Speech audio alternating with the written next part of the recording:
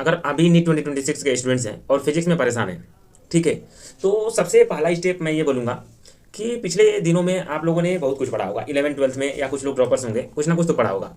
तो आप ऐसे नहीं करेंगे कि एक एक चैप्टर एकदम सिरे से पढ़ रहे हैं।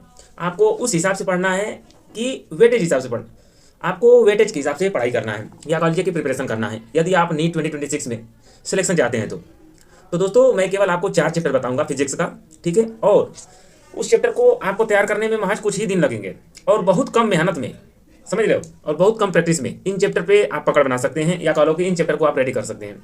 केवल 4 चैप्टर का नाम बताऊंगा और आपका 40 मार्क रेडी हो जाएगा, या कह लो कि 10 क्वेश्चन आएगा केवल 4 चैप्टर से। तो चलिए जान लेते हैं कि वो 4 चैप्टर कौन से हैं। तो दोस्तों सबसे पहले आपको अगर वेटेज वाइज देखा जाए तो और कम मेहनत लगेगा, इसमें इसका वेटेज भी ज़्यादा है और मेहनत कम लगेगा, समझ गए। तो आप मॉडर्न फिजिक्स रेडी करो। मॉडर्न फिजिक्स से 4 क्वेश्चन आता है हर साल, नियर अबाउट, कभी कभी एक क्वेश्चन कम हो गया तो हो गया, 3 से 4 क्वेश्चन हर साल आता है मॉडर्न फिजिक्स का। तो एक चैप्टर से कम मेहनत करके अगर 4 क्वेश्चन मिल रहा है, क्या वो गलत है? नहीं गलत है ना।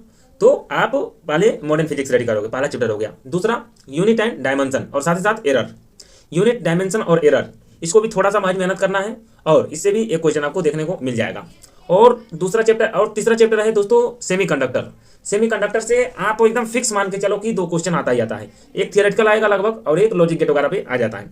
तो सेमीकंडक्टर से भी 2 क्वेश्चन मान सकते हो, ठीक है। और मोस्ट इंपॉर्टेंट और कॉन्सेप्चुअल चैप्टर काइनेमेटिक्स में 1D और 2D दोनों देख लेना, ठीक है, बिल्कुल अच्छे से, कम मेहनत में थोड़ा कॉन्सेप्चुअल तरीके से पढ़ना इसको, और आप देखेंगे कि आपके एग्जाम में 2 से 3 क्वेश्चन इससे भी मिल जाएगा। तो दोस्तों इस प्रकार से देखा जाए तो इन केवल 4 चैप्टर से हमारे 10 क्वेश्चन आ रहे हैं। 10 क्वेश्चन का मतलब 40 नंबर का। तो सबसे पहले मैं आपसे कहना चाहूँगा कि अगर नीट 2026 में आप ही पार्टिसिपेट अगर करने वाले हैं तो सबसे पहले इन 4 चैप्टर को रेडी कर लो, कम मेहनत में ज़्यादा नंबर लाओ।